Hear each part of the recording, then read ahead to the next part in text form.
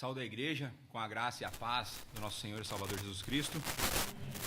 Convido os irmãos a abrirem a sua cópia das Sagradas Escrituras na primeira carta de Pedro, capítulo 5. O que hoje será, depois de muita luta, a última pregação na primeira carta. Primeira carta de Pedro, capítulo 5.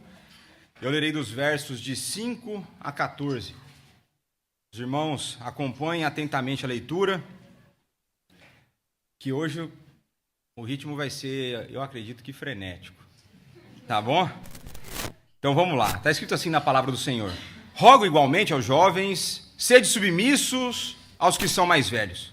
Outrossim no trato de uns com os outros, cingivos de toda humildade, porque Deus resiste aos soberbos. Contudo, aos humildes concede sua graça. Humilhai-vos, portanto, sobre a poderosa mão de Deus, para que ele, em tempo oportuno, vos exalte, lançando sobre ele toda a vossa ansiedade, porque ele tem cuidado de vós. Sede sóbrios e vigilantes, o diabo, vosso adversário, anda em derredor, como leão que ruge procurando alguém para devorar. Resisti-lhe firmes na fé, certos de que sofrimentos iguais aos vossos estão se cumprindo na vossa irmandade, espalhada pelo mundo. Ora, o Deus de toda graça, que em Cristo vos chamou à sua eterna glória, depois de ter sofrido por um pouco, ele mesmo vos há de aperfeiçoar, firmar, fortificar e fundamentar. A ele seja o domínio pelos séculos dos séculos. Amém. Por meio de Silvano, que para vós outros é fiel irmão, como também o considero, vos escrevo resumidamente, exortando e testificando de novo que esta é a genuína graça de Deus. Nela estáis firmes. Aquela que se encontra em Babilônia, também eleita, vos saúda como igualmente meu filho Marcos. Saudai-vos uns aos outros com o ósculo santo. Paz a todos vós que vos achais em Cristo. Vamos orar. Pai, a tua palavra foi lida e nesse momento nós clamamos pelo auxílio do teu Santo Espírito. Que o teu Santo Espírito abra o nosso coração, nos dê entendimento, que o teu Santo Espírito me auxilie para expor esse texto com fidelidade e que o teu Santo Espírito age em corações de pedra e os transforme em corações de carne, que seja um dia de salvação. É no nome do teu Filho, nosso Senhor e Salvador Jesus Cristo, que nós oramos e agradecemos. Amém. Meus irmãos, então hoje nós chegamos à última pregação da série de exposições da primeira carta de Pedro, série intitulada Peregrinos num Mundo que vos persegue. Com essa pregação de hoje serão 14 semanas ouvindo e buscando perceber essa carta escrita no primeiro século. Nós vimos o cuidado pastoral de Pedro ao longo desses 5 capítulos, confortando, encorajando e confrontando os nossos irmãos que estavam a sofrer com a perseguição por causa da sua fé. Nós vimos que o cristianismo, então, é uma fé que não mata pelo seu Deus, mas morre pelo seu Deus. Nós somos diferentes nesse sentido. Nós vimos que diante da perseguição e o sofrimento decorrente da fé, elas não são desculpas para que nós, então, neguemos a nossa fé e as implicações práticas da fé na nossa vida. Não existe desculpa para que neguemos o nosso Deus e a maneira como deveríamos viver, se, caso eu fizesse isso, eu me livrasse do sofrimento. Não. Nós somos chamados a sofrer pela nossa fidelidade. Essa perseguição em nossos dias pode acontecer de várias formas e de diferentes intensidades. Nós temos irmãos que são perseguidos, torturados e assassinados por causa da sua fé.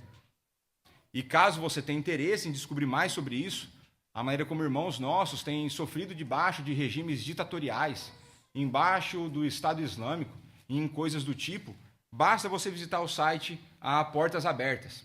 Pesquise no Google e esse site te dará diversas informações, inclusive como você pode orar e contribuir com esses projetos. Entretanto, a perseguição pode acontecer em outras esferas da vida. Como, por exemplo, amigos meus têm sofrido com a negação do visto religioso para a entrada na Espanha. Ou então pela concessão de vistos, que quando você tem esse visto, basicamente você não tem direito nenhum, né? Nem marcação da AIMA vem no visto. E existe também outras formas, né, de constantes ameaças, enfim, retaliações práticas contra irmãos nossos que agem biblicamente. Isso pode ser na sua empresa, enfim, várias formas. E eu quero trazer um exemplo para vocês que aconteceu nos Estados Unidos, quando eu e a Dani morávamos lá, que nós vimos várias pessoas, pelas notícias, naturalmente, notícias que não chegam cá em Portugal, há pessoas que, por conta da sua fé, perderam seu emprego, perderam bolsas de estudo em universidades, foram processadas por não fecharem contratos que contrariavam a sua consciência e valores bíblicos.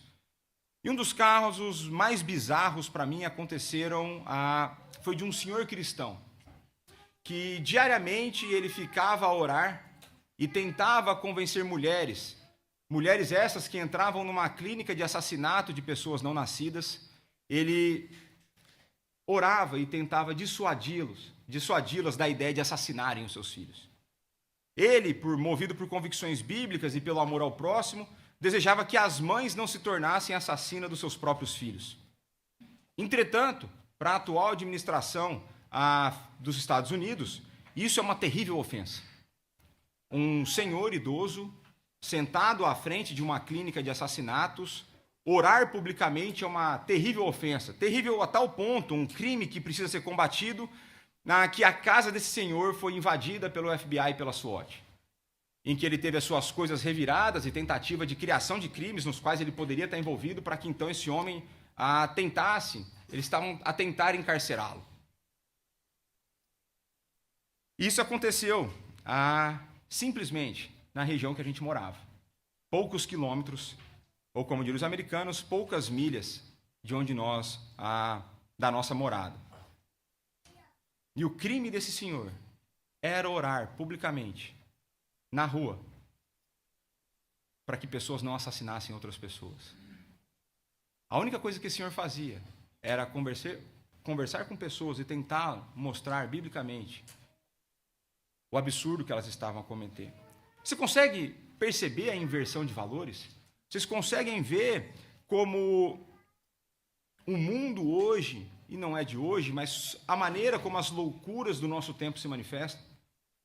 Nós podemos pensar, por exemplo, cancelamentos nas redes sociais que geram impactos na vida real.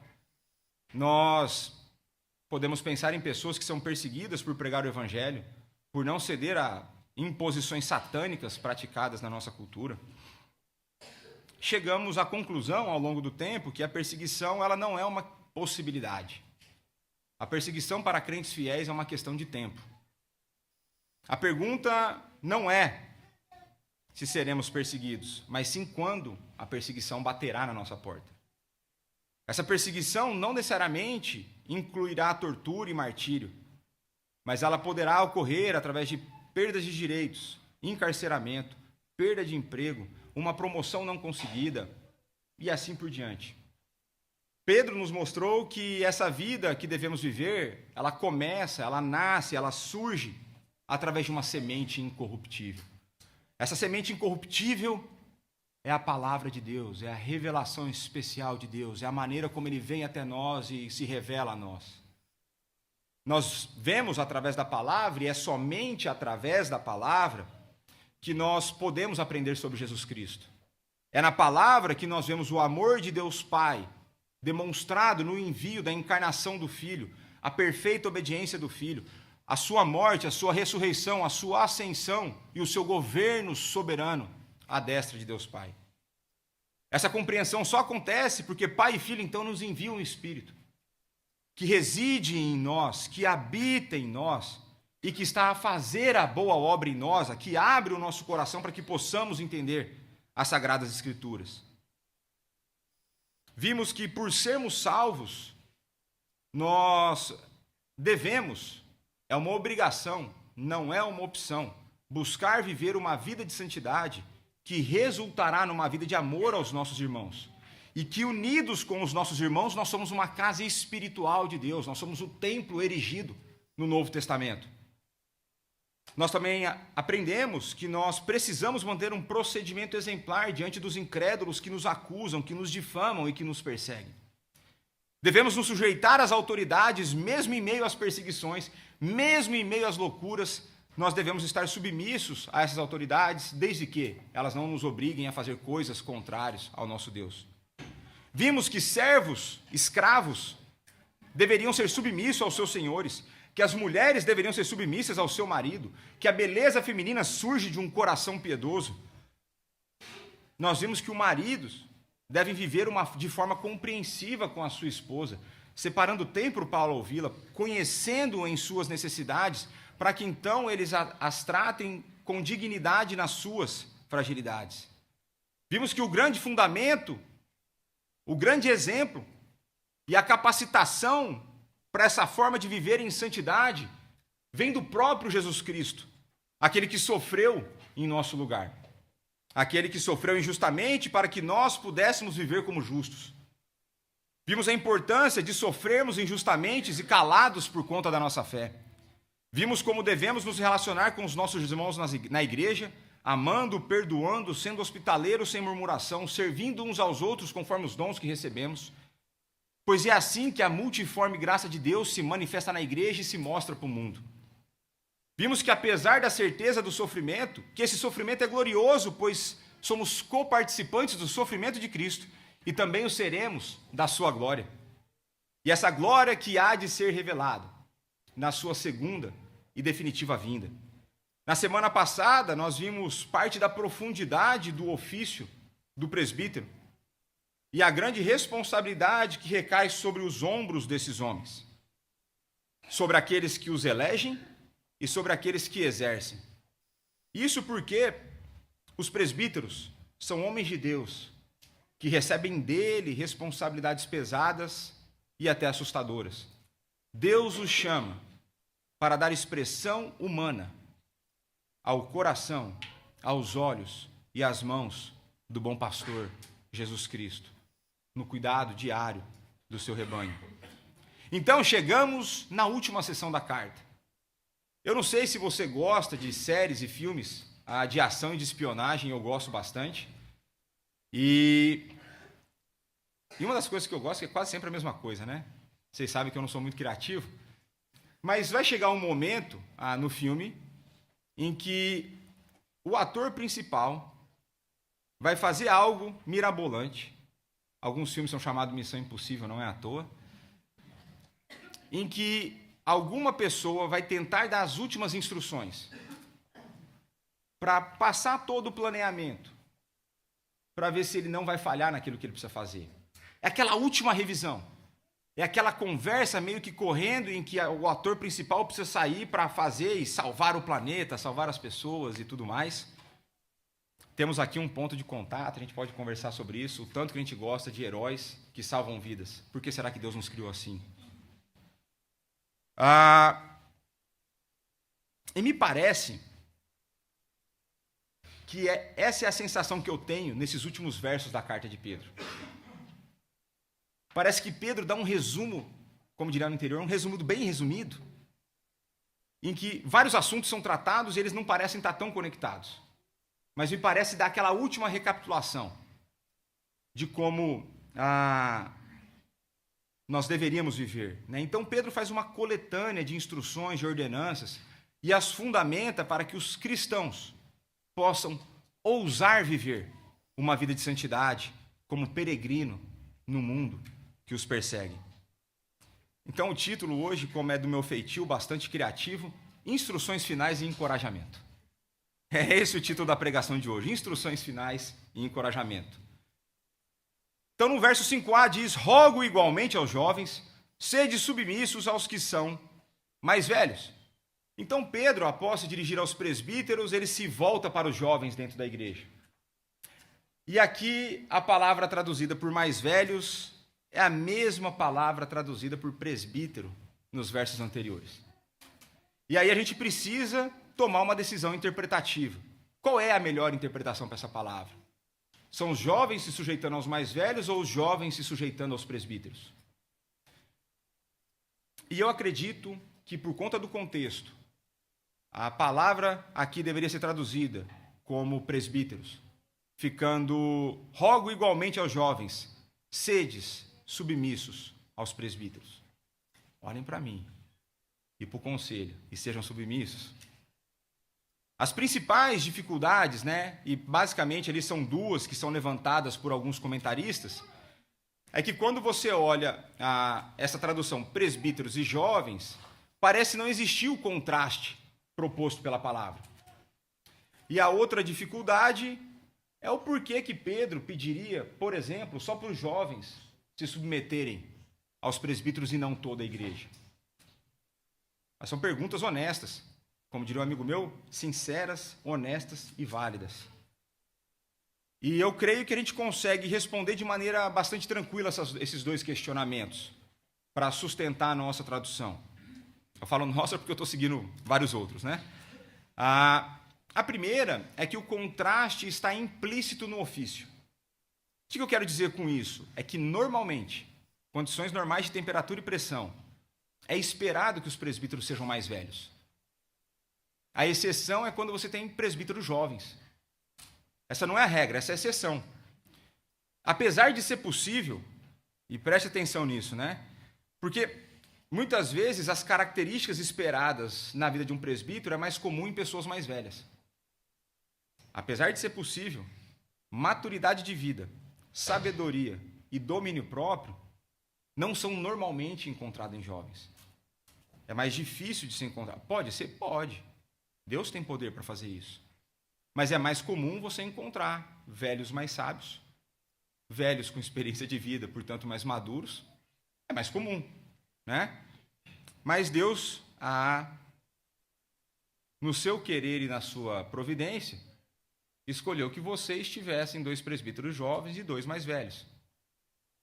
Para vocês tem um de 32, 33, um de 40. Você está com 30 quantos? 34, já. Nossa, errei muito. 32, não, 30, não dá, 34. Tá? Então já temos um idoso aqui. E depois nós temos, 2 aí na faixa dos 50 alto, vamos colocar assim, Então, se é esperado que o presbítero seja mais velho, o contraste está ali. Então é tranquilo você entender essa realidade de que é esperado uma pessoa mais velha e o contraste está pronto ali. Agora, a segunda objeção, ela pode ser respondida da seguinte forma. Normalmente, existem os santificados. Existem, mas normalmente os jovens tendem a serem submissos. Dentro da igreja é a faixa etária que mais se revolta ou se rebela contra a liderança da igreja. E eu acredito, isso é minha tese, porque eu já fui um jovem, de que isso se dá pela energia que a gente tem na juventude, associada com a falta de experiência, que normalmente se reflete na falta de sabedoria e na arrogância, e eu quero que, se você está pode ser mais velho que o Lucas, já que dali do Lucas para cima, se você tem acima dos 35 anos, eu quero que você volte no tempo e pense como você era como jovem. E quando eu penso o jeito que eu era tão insubmisso que teve igreja que o seminarista proibiu os jovens de falar comigo. Porque eu estava inseminando ideias equivocadas. E era verdade, era errada mesmo. E os jovens, no seu excesso de energia, no seu excesso de soberba e no seu excesso de falta de sabedoria, eles acham que eles têm todas as soluções. E aqui eu quero que é tranquilo. Eu imagino que aqui nas Pedras Vivas não, mas para quando você tem contato com jovens por aí no mundo, adolescentes aí no mundo, de que eles têm a solução para o mundo, para a família, para a igreja, para a empresa. Onde você pôr o cara, ele tem a solução. O desgramado chega com 22 anos na empresa, quer ser CEO. Nem sabe tomar banho direito sozinho. Aí chega na família que é dar dica de como criar filhos, porque o pai dele foi o cara mais absurdo do mundo, tirano e tal. Espera você virar pai, para você ver as dificuldades que vai passar. Saia das fraldas e vá viver o mundo. Você não põe €1, né? 1 eurito, porque €1 dá cêntimos, né? Você não põe 1 eurito dentro de casa e quer falar como resolve o problema do mundo. Então, o Wayne Gruden, nosso amigo que nos acompanha ao longo dessa jornada, ele vai sugerir de que, uma vez que são os jovens que têm a maior dificuldade em se submeter às autoridades, fica claro que se os jovens têm que se submeter, todo mundo tem que se submeter. Porque esses homens foram escolhidos por Deus, através daqueles que votaram. É assim que Deus governa a igreja. Então eu não vejo problema nessa tradução e nessas duas objeções, porque o contraste está esperado implícito e porque se os jovens se submetem, é bem provável que o resto da igreja vai se submeter. Então, às vezes, para exemplificar essa realidade, e outra, tá? A submissão aos presbíteros é somente em caso de que eles permaneçam fiéis às Sagradas Escrituras. A hora de começar a dar bola fora, voadora no peito, arranca do cargo, faz denúncia, demite o pastor e assim por diante. E só para ilustrar o meu exemplo, né? Eu como pastor, eu gosto de falar sobre alguns assuntos com adolescentes e jovens. E toda vez, né, tem uma palestra que eu dou sobre namoro, e toda vez que eu faço a palestra, a Daniela fala assim: mas você sabe que eles não vão obedecer. O problema é deles com Deus. A minha obrigação é falar que eles estão errados. A minha obrigação é falar para eles que se eles não têm condições ou perspectiva de arrumar dinheiro logo para casar, que se eles começarem a namorar como adolescente, eles estão em pecados. Se eles ficarem tendo namoro, que é mão naquilo, aquilo na mão, estão em pecado. Se for para ter uma vida sexual ativa, está em pecado. Se não tem perspectiva de casar, está em pecado. Ela fala assim, mas eles não vão. Aí é o problema dos pais dele com eles. E porque se fizer e for adolescente, o conselho tem que entrar com denúncia e disciplinar os pais.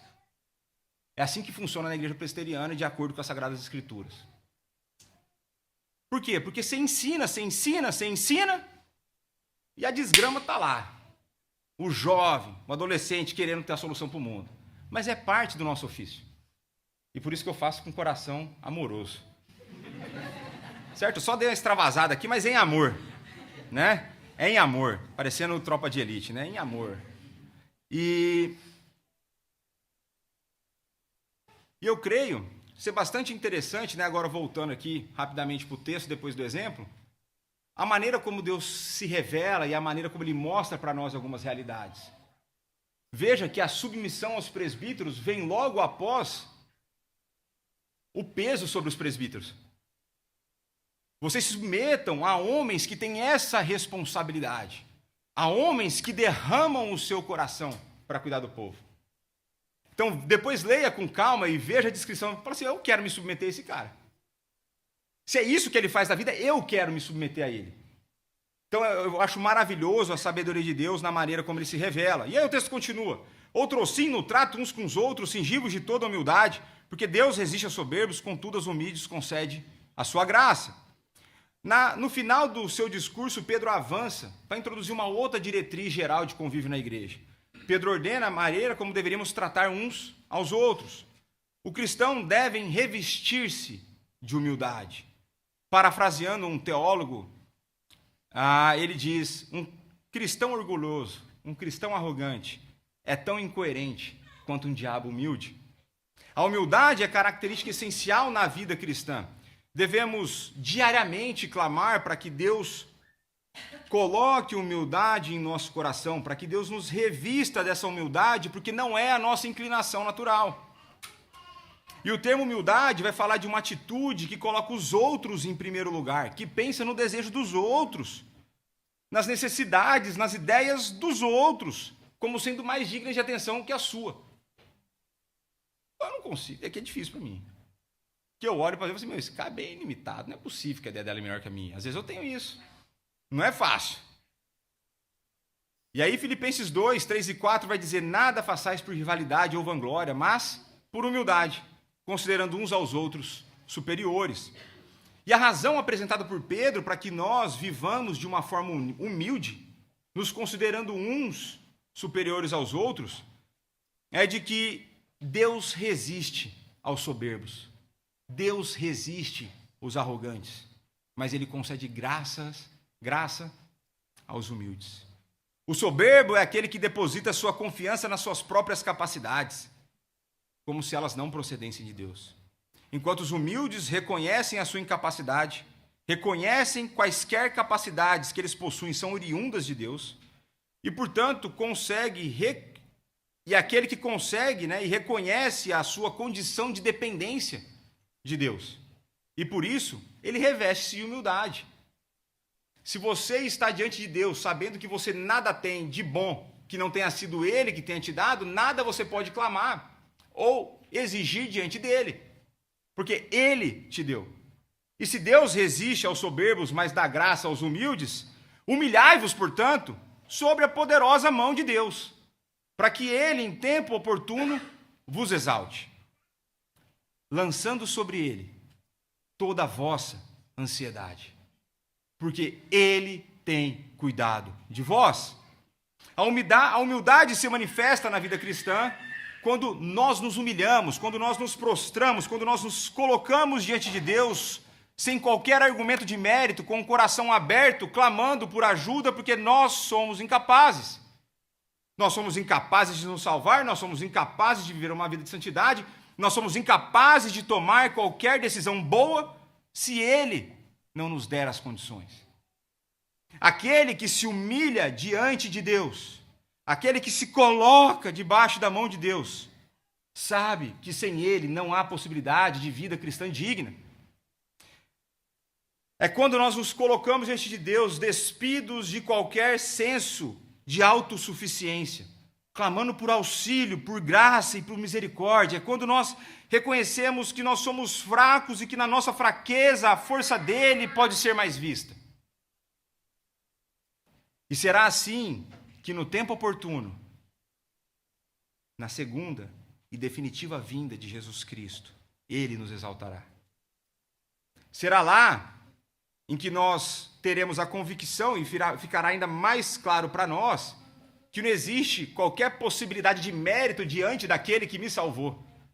Será nessa segunda vinda em que nós seremos exaltados por aquele que venceu a humilhação. Nos humilhamos diante de Deus quando nós lançamos nele todas as circunstâncias que têm tirado a nossa paz, têm trazido a nossa ansiedade, diante da ansiedade que vem pelos sofrimentos desse mundo e porque quando nós exercemos a nossa fé, nós somos perseguidos. Como ler esse texto sem nos lembrarmos de Filipenses 4? Não andeis ansiosos de coisa alguma. Nós somos chamados por Paulo em Filipenses a lançar sobre ele, a colocar diante dele, em oração, em súplica, com ações de graça, aquilo que tem trazido ansiedade para nós. E Pedro vai dizer, lancem sobre ele a ansiedade.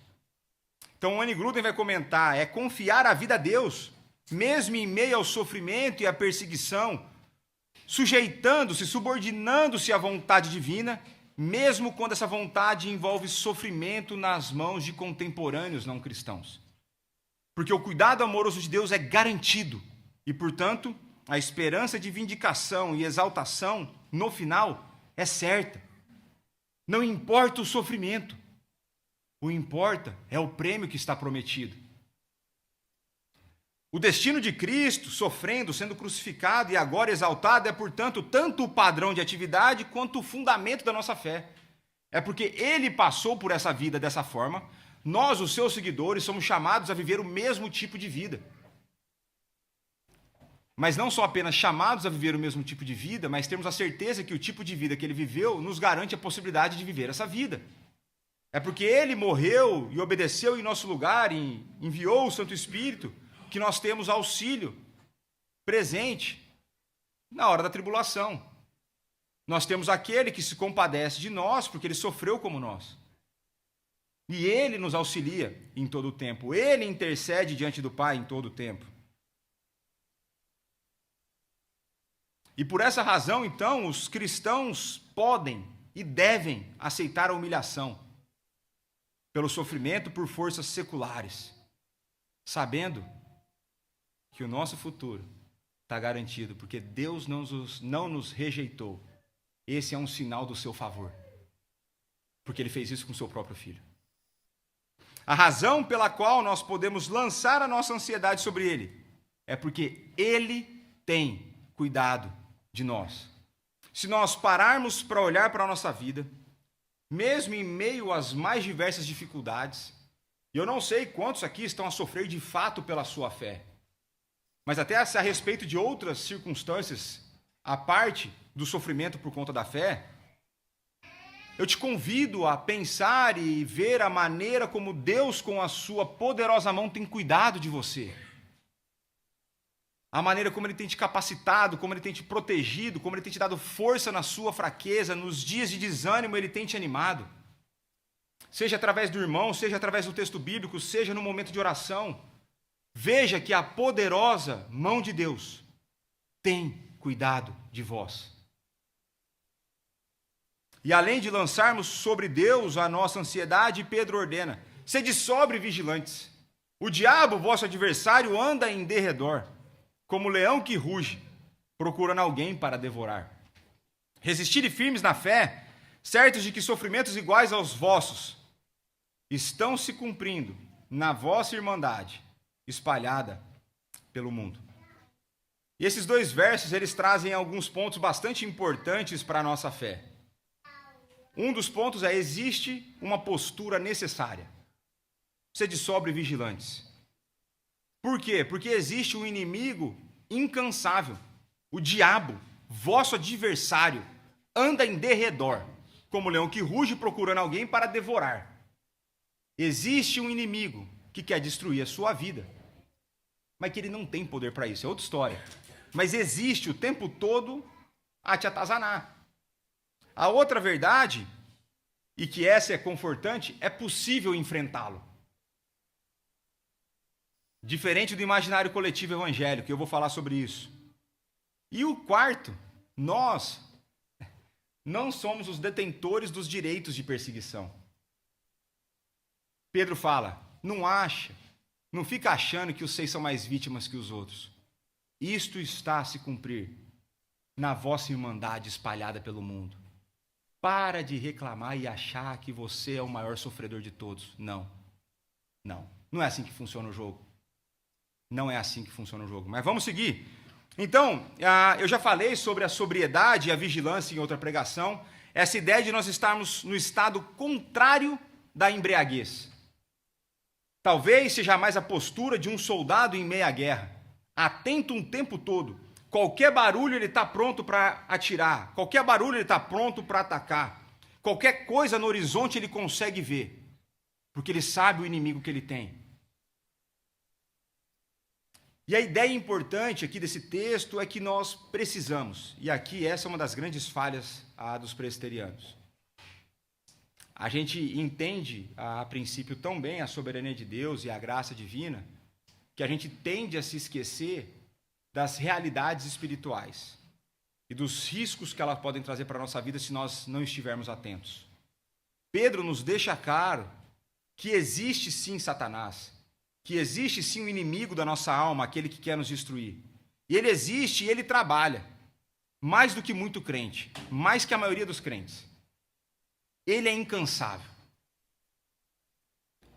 E nós precisamos estar atentos e... Por quê? Isso eu já falei também numa outra pregação. Se nós não estivermos sóbrios e vigilantes, nós seremos engolidos pelo espírito da nossa época. Nós seremos abraçados pelos valores diabólicos que estão em vigor no tempo presente. Quando nós menos percebemos, nós teremos dentro da igreja pessoas achando que é normal matar criança, pessoas no ventre. Quanto nós menos percebermos, dentro da igreja haverá pessoas que defenderão a homossexualidade. Quando nós menos percebermos, nós teremos no nosso meio pessoas que se intitulam pastores e dizem que a Bíblia não é inerrante. O perigo está ao lado. O inimigo está por aí. E ele tem os seus representantes dentro da igreja verdadeira. Dentro da igreja visível. Não dentro da igreja verdadeira, dentro da igreja visível. Ele tem os seus representantes. Mas para nós, está tudo tranquilo. Como diria John Knox, o homem com Deus ao seu lado é sempre maioria. Vem para cima. Então nós seremos tentados e perseguidos pelo inimigo da nossa alma. E veja que a ideia é de que ele está sempre ao nosso redor. E aqui eu não consigo não pensar no martírio no Coliseu. Eu não consigo toda vez a minha cabeça vem a imagem do Coliseu. A maneira como os leões eram soltos e rodavam para atracar os nossos irmãos na fé. E eu creio que talvez seja essa imagem que Pedro está a trazer à memória dos nossos irmãos do primeiro século. E o plano dele é tranquilo, ele quer acabar com a tua vida. Se ele não pode tirar a tua salvação, ele quer fazer a sua vida miserável. E vai ser através de pequenas coisas que ele tentará. Será através das pequenas coisas que ele vai tentar atrair o nosso coração. Nós podemos ser fisgados, atraídos, através da cobiça do nosso coração. Por isso, nós precisamos estar vigilantes, em constante avaliação do nosso coração através das Sagradas Escrituras. E em oração, submissos ao direcionar do Espírito Santo. Será assim que o Espírito nos conduzirá para uma postura não de medo, mas de resistência. Porque nós não somos daqueles que recuam, nós somos daqueles que avançam. Satanás não pode nos arrebentar. Já falei para vocês, a figura de que as portas do inferno não prevalecerão. Já falei para vocês, porta não é arma de ataque. É arma de defesa. Quem avança somos nós. Quem avança é a igreja de Cristo, porque Cristo vai à frente, abrindo o caminho. É Ele quem faz como SWAT e arranca a porta para que a igreja vá e resgate as pessoas que estão perdidas. E é isso que nós devemos fazer ao anunciar os evangelhos a toda criatura. Então a gente resiste. E resiste avançando. Resiste progredindo. Porque a igreja é vitoriosa. A igreja nunca se acovarda. A igreja é verdadeira. Ao contrário do imaginário popular, a gente não precisa temer o inimigo. A gente tem que resisti-lo. Somos chamados a resistir ao diabo, assim como Jesus resistiu ao diabo na sua tentação. Será através de uma vida de intimidade com Deus que nós seremos fortalecidos para resistir ao inimigo. E aqui uma postura cristã, bastante equivocada. As pessoas normalmente têm medo do diabo e tentam resistir à tentação. E a Bíblia fala, foge da tentação e resiste o diabo. A gente sempre faz o contrário. A gente quer sempre viver no limite. Até onde dá para eu ir sem pecar? É o pensamento do jovem no namoro, por exemplo. Completamente equivocado. É o pensamento nosso em outras circunstâncias da vida. Até onde dá para eu ir que não é pecado? Já pecou no teu coração.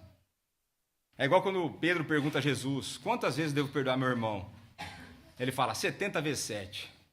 Se você fez a conta, você já está em pecado. Você está querendo achar um limite. É assim, perdoa sem parar. Essa é a ideia. Mas o nosso coração é inclinado a querer achar limites, porque a gente acha que o prazer verdadeiro da vida está no pecado e não em Deus. No fundo do nosso coração, a gente está a dizer isso. Eu acho que o pecado é um pouquinho mais legal do que o reino de Deus. Completamente equivocado. E um detalhe importante, que pode passar desapercebido é o facto de que sofrimentos iguais aos vossos estão se cumprindo na vossa irmandade espalhada pelo mundo. Muitas vezes, nós somos tentados a pensar que o sofrimento é exclusividade nossa. Parece que só a gente sofre, que só nós temos problema, que só nós somos crentes o suficiente para enfrentar diversas circunstâncias e adversidades na nossa vida. Nós somos tentados a ter uma postura vitimista numa fé que nunca permitiu isso.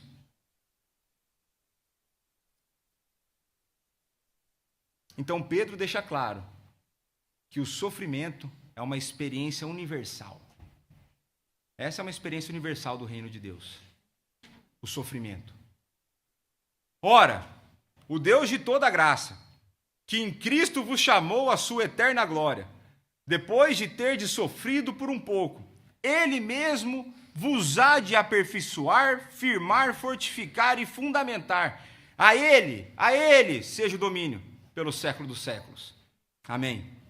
Pedro, então, caminha agora na sua carta para a doxologia, uma sessão em que Deus é adorado, é glorificado com palavras. E aqui a razão para se adorar a Deus, para se glorificar a Deus, é que Ele é o Deus de toda a graça. Não é alguma, não é parcial, é de toda a graça. E mais do que isso, que em Cristo nos chamou. Nós podemos glorificar a Deus, pois Ele possui toda a graça, mas mais do que isso, em Cristo nós estamos em uma relação de amor com Ele. Em Cristo nós fomos aceitos diante dEle. Em Cristo a sua ira foi absorvida e removida da minha vida. Em Cristo é possível usufruir dessa graça. Em Cristo é possível enfrentar o sofrimento. Em Cristo é possível ter uma vida verdadeira. Em Cristo é possível ter uma vida abundante. Mas Ele não é apenas um Deus de toda a graça, Ele é um Deus que derrama a sua misericórdia e por isso no nosso sofrimento Ele é passageiro. E é nessas horas que eu olho para o texto e falo assim, depois de ter sofrido por um pouco. É um pouco. O nosso sofrimento não é longo, ainda que demore a nossa vida toda. Porque a proposta que Deus nos faz é para uma vida de glória e alegria diante dEle para sempre. Diante do sempre, 100 anos são nada. Por isso que era 70, né? Nada. Os nossos sofrimentos são poucos ou muitos, mas por pouco tempo. Mas além disso, esse curto sofrimento que nós teremos na vida, nós temos a garantia de que Ele nos exaltará, pois Ele nos aperfeiçoará, Ele nos firmará, Ele nos fortificará e Ele nos fundamentará. A certeza que nós temos é que os sofrimentos do tempo presente não podem ser comparados com a glória que será revelada em nós. Como vimos no verso 6, Deus exaltará os humildes, aqueles que depositam a sua fé em Jesus Cristo como Senhor e Salvador. Aperfeiçoar, firmar, fortalecer e fundamentar apontam para a conformação da imagem do Filho em nós. Aponta para a remoção dos nossos defeitos, aponta para a nossa glorificação, aponta para o estado pelo qual nós viveremos para sempre diante de Deus na cidade celestial, na nova Jerusalém, no novo céus e na nova terra. Pouco importa os sofrimentos do tempo presente. Aguente firme, Ele vai voltar.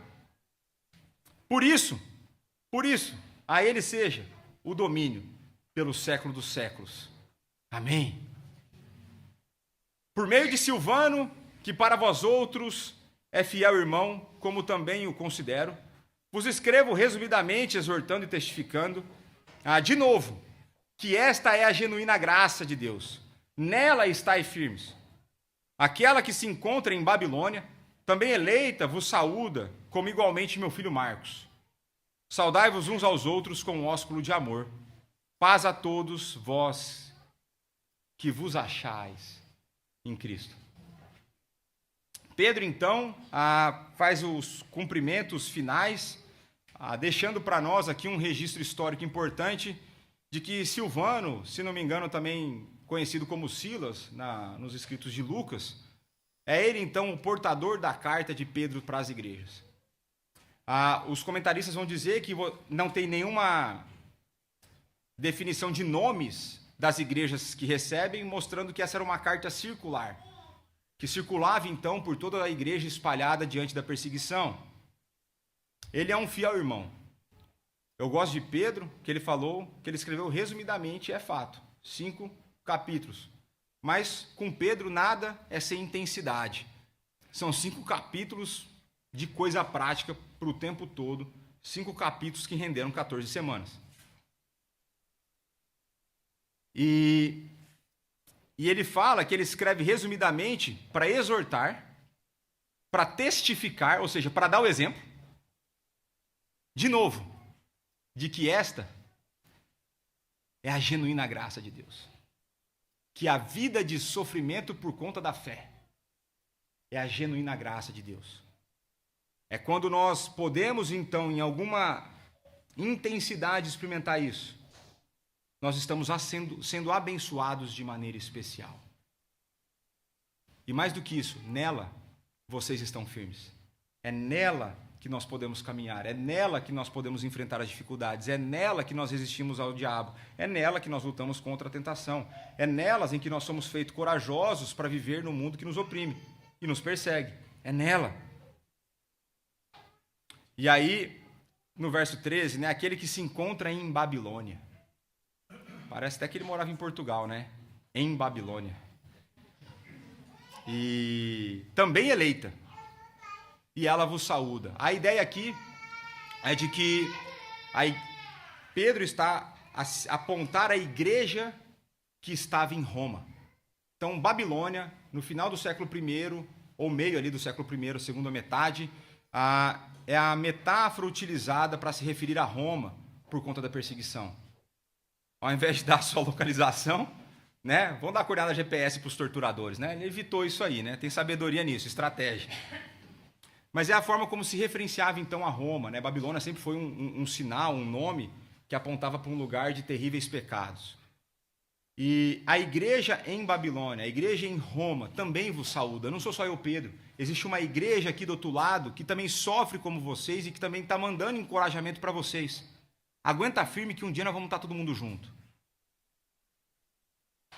E também tem um detalhe importante, ele fala aqui, vos saúda como igualmente, meu filho, Marcos. Que Marcos é esse? Que Marcos é esse? Esse é o Marcos do Evangelho. O Evangelho segundo Marcos.